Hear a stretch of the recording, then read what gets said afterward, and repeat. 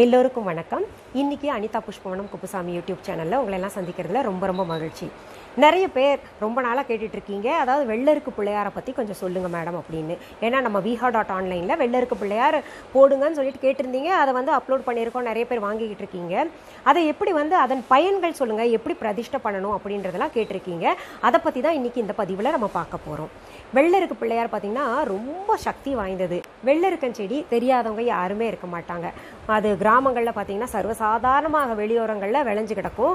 இப்போ சிட்டிலையும் பார்த்தீங்கன்னா நிறைய பேர் விரும்பி வெள்ளருக்க வளர்ப்பாங்க. அதுலேயும் பார்த்தீங்கன்னா உங்களுக்கு நீல நிற பூக்கள் இருக்கும், வெள்ளை நிற பூக்கள் இருக்கும், அப்புறம் வெள்ளையும் நீலமும் கலந்த ஒரு மாதிரி பூக்கள் இருக்கும். அதாவது இந்த வெள்ளருக்க செடி பார்த்தீங்கன்னா 9 வகையாக சொல்லப்பட்டிருக்கு. அதில் ஒரு சில பேர்கள் கூட பார்த்தீங்கன்னா நீல எருக்கு, ராமர் எருக்குன்னு கூட தனித்தனியாக சொல்லுவாங்க. இந்த எருக்கம்பூ மாலை பிள்ளையாருக்கு ரொம்ப ரொம்ப பிடிக்கும். அதனால தான் பார்த்தீங்கன்னா உங்களுக்கு பிள்ளையார் சதுர்த்தி அப்போ எருக்கம்பூ இல்லாமல் பூஜை செய்யக்கூடாதுன்னு சொல்லுவாங்க. எருக்கம்பூவில் அர்ச்சனை செய்யலாம் பிள்ளையாருக்கு, எருக்கம்பூ மாலையாக பிள்ளையாருக்கு சாத்துவாங்க. இன்னொன்று, பிள்ளையாருக்கு மட்டுமல்ல சிவபெருமானுக்கும் பார்த்தீங்கன்னா வெள்ளருக்கால பூஜை செஞ்சால் ரொம்பவே சிறப்பு. பிள்ளையாருக்கு பிடிக்கக்கூடிய இந்த வெள்ளருக்கு செடி பார்த்தீங்கன்னா உங்களுக்கு ரொம்ப சக்தி வாய்ந்தது. இருக்கிற மூலிகைகள்லேயே பார்த்தீங்கன்னா உங்களுக்கு அதிக சக்தி வாய்ந்தது இந்த வெள்ளருக்கு செடின்னு சொல்லுவாங்க. இதுக்கு பார்த்தீங்கன்னா உங்களுக்கு தேவ விருட்சம்னே பேரு.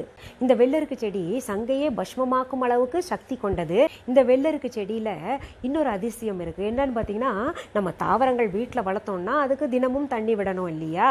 அப்பதான் அது நல்லா முளைக்கும், நல்ல செழுமையாக இருக்கும். ஆனா இந்த வெள்ளருக்கு செடிக்கு மட்டும் பாத்தீங்கன்னா 12 வருஷம் வரைக்கும் தண்ணி விட்டாலும் விடலைனாலும் அது நல்லா செழிப்பா வளரும். அது செழிப்பாக வளர்றதுக்கு தண்ணியை இந்த பிரபஞ்சத்திலிருந்து, அதாவது சூரியனிலிருந்து தண்ணியை உறிஞ்சிக்கும். இந்த வெள்ளருக்கு செடி பாத்தீங்கன்னா சர்வசாதாரணமாக எல்லா இடத்துலையும் வளர்ந்துராது. நான் சொன்னேன் இல்லையா, அந்த வேலியோரங்களில் கிராமங்களில் பயணிக்கும் போது பார்த்துருப்போம், இல்லை ரோட்ல எல்லாம் வளர்ந்து கிடக்கிறது பார்த்தீங்கன்னா அந்த எருக்கம் பூவை எடுத்துக்கிட்டு அந்த எருக்கஞ்செடியை வச்சுக்கிட்டு பிள்ளையார் செய்ய மாட்டாங்க. பிள்ளையார் செய்யறதுக்குன்னு தனியாக எருக்கஞ்செடி இருக்கு, வெள்ளருக்கு செடி இருக்கு. அதாவது பார்த்தீங்கன்னா அந்த தீய சக்திகள் இருக்கிற இடத்துல கட்டாயமாக முளைக்காது. அது மலை பிரதேசங்கள்ல, இன்னும் தெய்வ சக்தி நிறைந்த இடங்கள்ல மட்டும்தான் வளரும். இன்னும் சொல்ல போனா காலங்காலமாக நமக்கு கண்ணுக்கு தெரியாம புதைந்து கிடக்கக்கூடிய தெய்வ விக்கிரகங்கள் புதையல் எல்லாம் இருக்கு இல்லையா, அந்த இடத்துல பார்த்தீங்கன்னா இந்த வெள்ளருக்கன் செடி முளைத்திருக்கும். அந்த மாதிரி தெய்வீக சக்தி உள்ள வெள்ளருக்கு செடியிலிருந்து உருவாக்கப்பட்ட பிள்ளையாரை வணங்கி வந்தோமே ஆனால் ரொம்பவே சிறப்பு. அதுவும் குறிப்பாக இந்த வெள்ளருக்கு செடியிலிருந்து அந்த தண்டு பகுதி இருக்கு இல்லையா, அதிலிருந்து செய்யப்பட்ட பிள்ளையார் சீக்கிரத்தில் உதிர்ந்து போயிடும், உளுத்து போயிடும். அந்த வேர் இருக்கு இல்லையா, அந்த வேரிலிருந்து செய்யப்பட்ட பிள்ளையார் தான் பார்த்தீங்கன்னா தெய்வீக சக்தி கொண்டது, ஆகர்ஷண சக்தி கொண்டது, ரொம்ப சிறப்பு வாய்ந்தது.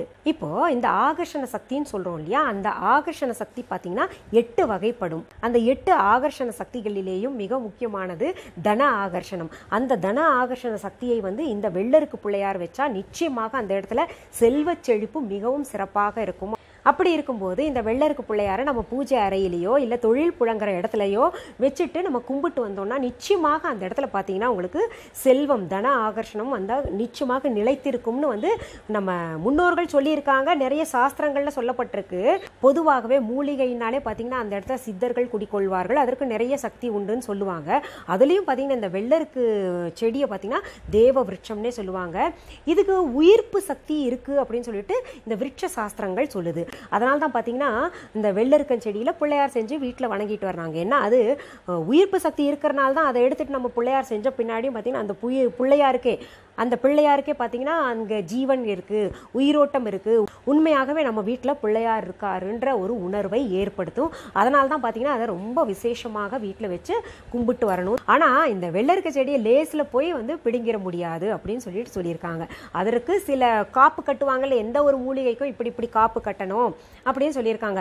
இப்பேற்பட்ட சிறப்பு வாய்ந்த இந்த வெள்ளருக்கு பிள்ளையாரை வீட்டில் எப்படி பிரதிஷ்டை பண்ணணும் அதுக்கும் ஒரு முறை இருக்கு. அதாவது ஒரு வெள்ளிக்கிழமையில ராகு கால நேரத்தில் சந்தனமும் மஞ்சளும் எடுத்துக்கோங்க. அதில் கொஞ்சம் தண்ணி விட்டுட்டு நல்லா குழைச்சிட்டு எருக்கம் பிள்ளையார் மேலே நல்லா பூசி விட்டுட்டு நிழல்ல காய வச்சிருங்க.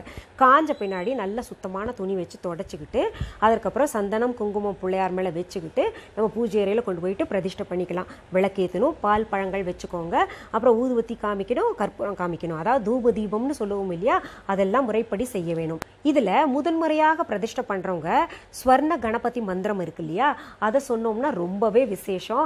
அது 108 முறை சொல்லிட்டு நம்ம பிரதிஷ்டை பண்ணிட்டோம்னா போதும். அது தினமுமே சொல்லணுமா அப்படின்னா இந்த காலகட்டத்தில் எல்லாருமே வேலையா இருக்கும், ஆஃபீஸ் போகிறது, வீட்டு வேலை நிறைய இருக்கு இல்லையா, அதனால தினமுமே 108 முறை மந்திரம் சொல்ல முடியாது. அதனால ஒரே ஒரு முறை முதன்முறையாக நம்ம பிரதிஷ்டை பண்றோம் இல்லையா, அப்போ இந்த மந்திரத்தை சொல்லிட்டு நம்ம விட்டுறலாம். எதற்காகனா அந்த ஸ்வர்ண கணபதி மந்திரம் சொன்னா தன ஆகர்ஷண சக்தி நிறைய அங்க தங்கும். அது ஒரு முறை நம்ம பிரதிஷ்டை பண்ணி வைக்கும் போது அப்படி அந்த மந்திரத்தை சொல்லி வச்சுக்கும் போது பாத்தீங்கன்னா நிரந்தரமாக அந்த இடத்துல நமக்கு செல்வம் தங்கும். அதனால தான் பாத்தீங்கன்னா இந்த மந்திரத்தை சொல்லணும்னு சொல்றேன். இதை பார்க்குற ஒரு சிலர் நீங்க பதட்டப்படலாம், நாங்க வெள்ளருக்கு பிள்ளையார் வாங்கினோம் அப்படியே பிரதிஷ்டை பண்ணிட்டோம், இந்த மாதிரி எல்லாம் செய்யலையே அப்படின்னு நினைப்பீங்க. பொதுவாகவே ஒன்று சொல்றேங்க, அதாவது நம்ம அப்படியே பிரதிஷ்டை பண்ணியிருந்தா கூட அதுக்கு நம்ம பயப்பட வேண்டாம். ஏன்னா வெள்ளருக்குன்னு தனியா ஒரு சக்தி இருக்கு இல்லையா, அந்த சக்தி எப்பவுமே குறைஞ்சு போகாது. ஆனா முறைப்படி செய்யணும்னா இப்படி செய்யணும்னு நான் சொன்னேன். இப்போ நம்ம வச்ச வெள்ளருக்கு பிள்ளையாரையே எடுத்து நம்ம இப்படி பண்ணலாமா அப்படின்னு கேட்டிங்கன்னா நிச்சயமாக செய்யலாம். இந்த மாதிரி செய்யறது இந்த மஞ்சளும் சந்தனமும் கலந்து வைக்கிறது பார்த்தீங்கன்னா உங்களுக்கு ஒரு 6 மாசத்துக்கு ஒரு தடவை செஞ்சா கூட ரொம்பவே விசேஷம். ஏன்னா நம்ம அடிக்கடி அந்த மாதிரி உயிர்ப்பு சக்தி கொடுத்துக்கிட்டே இருந்தோம்னா சிலைகளுக்கு ரொம்பவே சிறப்பு. அதனால நீங்க பூஜை அறையில அப்படியே வச்சிருந்தீங்கன்னா கூட எடுத்துக்கிட்டு நான் சொன்னபடி இந்த மாதிரி செஞ்சுக்கிட்டு வச்சுக்கோங்க. பிறகு 6 மாதம் கழித்து திரும்பவும் இது மாதிரி எடுத்து செஞ்சுக்கிறதுல ஒண்ணுமே தப்பு கிடையாது. இந்த 108 முறை சொல்லக்கூடிய இந்த ஸ்வர்ண கணபதி மந்திரம் தொடர்ந்து 48 நாட்கள் சொல்லிட்டு வந்தாங்கன்னா நிச்சயமாக பாத்தீங்கன்னா எந்த ஒரு வறுமை நிலையில இருக்கக்கூடியவங்களும் பாத்தீங்கன்னா ஒரு நல்ல நிலைமைக்கு வருவாங்கன்னு சாஸ்திரங்கள்ல சொல்லியிருக்காங்க. இப்போ இந்த ஸ்வர்ண கணபதி மந்திரத்தை பாத்தீங்கன்னா நம்ம டிஸ்கிரிப்ஷன் பாக்ஸ்ல நான் எழுதி போடுறேன். நீங்க அதை படிச்சுக்கிட்டு நல்ல மனப்பாடம் செஞ்சுட்டு அக்ஷரம் பிசகாமல் சரியாக அதை உச்சரிச்சுட்டு அந்த மந்திரத்தை சொல்லிட்டு வாங்க. அந்த மந்திரத்தை சொல்லும் போது பாத்தீங்கன்னா உங்களுக்கு அருகம்புல் பிள்ளையாருக்கு சூட்டிக்கோங்க, வச்சுக்கோங்க பக்கத்துல. இல்ல எருக்கம் பூ கிடைச்சதுன்னா அதுல அர்ச்சனை செஞ்சுட்டே போட்டோம்னா இன்னும் ரொம்ப விசேஷம். இந்த ஒரிஜினல் வெள்ளருக்கு பிள்ளையார் நம்ம viha.online கூட கிடைக்குது, நீங்க போய் அங்க பாத்துக்கலாம். இப்போ உங்களுக்கு நம்ம viha.online இருக்கக்கூடிய வெள்ளருக்கு பிள்ளையார காமிக்கிறேன் பாருங்க. பாருங்க, நம்ம viha.online இருக்கக்கூடிய ஒரிஜினல் வெள்ளருக்கு பிள்ளையார் இதுதான். இந்த வெள்ளருக்கு பிள்ளையாருக்கு சொல்லக்கூடிய ஸ்வர்ண கணபதி மந்திரம் இருக்கு இல்லையா, அதை ஸ்பட்டிக்க மாலையை வச்சு நம்ம மந்திரத்தை சொன்னோம்னா ரொம்பவே சிறப்பு.